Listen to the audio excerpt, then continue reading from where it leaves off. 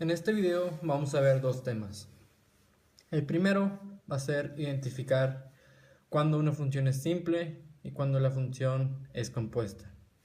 Y el segundo, vamos a aprender a identificar las situaciones en las que tenemos que integrar la función por partes. Primero vamos a ver cómo identificar cuando una función es simple o cuando una función es compuesta. Una función simple es una función donde la variable no se multiplica por una constante y tampoco se le está sumando con otros términos. Por ejemplo, tenemos integral de x cuadrada de x.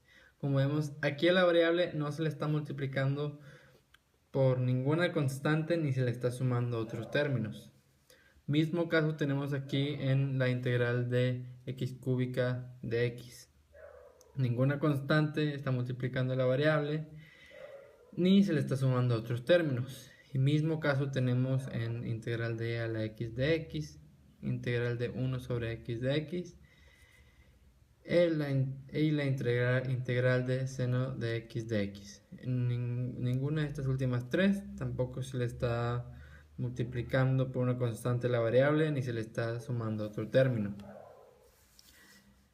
En cambio, las compuestas, en una función compuesta es cuando la variable se está sumando o multiplicando con algo. Y una nota importante aquí es que el exponente es señal para identificar funciones compuestas. Por ejemplo, aquí tenemos x cúbica más 1, todo elevado a la 4 por 3x cuadrada de x. Aquí es una función compuesta porque a la variable se le está sumando términos y como dije también, el exponente es una señal para identificar funciones compuestas. Aquí tenemos integral de e a la 2x de x. Aquí la variable x se le está multiplicando por una constante que es 2, por lo tanto es compuesta.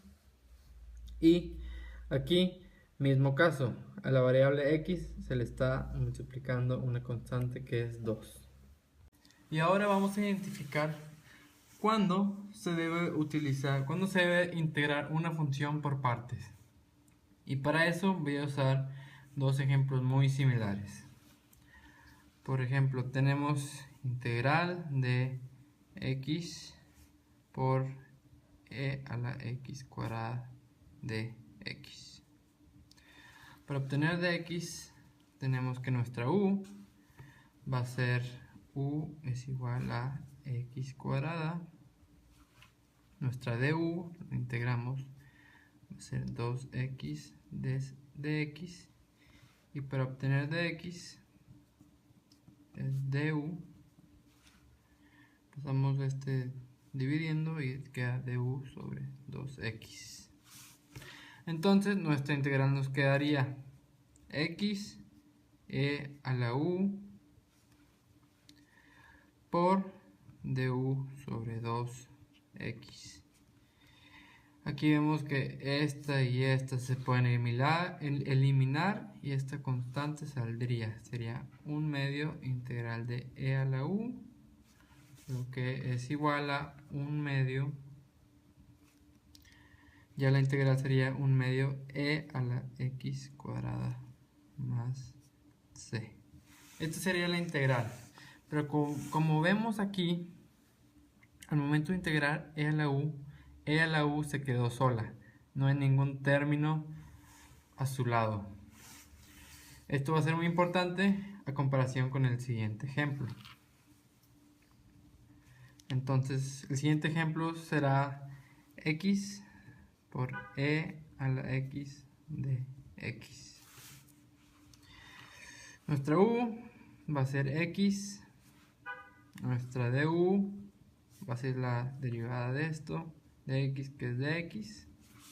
Entonces la integral quedaría x e a la u de x. Y esto es lo más lejos a donde podemos llegar. Pero pues si puedes ver, esta x está al lado del eu y no podemos integrarlo de manera de una función compuesta. Es decir, cuando sobren elementos en el integral, cuando sobren términos, es cuando necesitamos utilizar la integración por partes. Y ya para resolver esta integral, tomamos como u la x, du sería de x porque la derivamos, nuestra dv sería e a la x, nuestra v de x, perdón, y nuestra v sería e a la x también. Entonces u por v, x e a la x, menos integral de v por du, e a la x dx, y quedaría x a la x menos integral de x de x es igual x más c, y lo podemos simplificar, a la x por x menos 1 más c. Entonces esta sería la respuesta. Entonces, para saber cuándo debemos usar integración por partes, es que el momento de sacar dx, si hay elementos que sobran, entonces debemos utilizar integración por partes. Por ejemplo, aquí no sobran, porque ya eliminamos este elemento.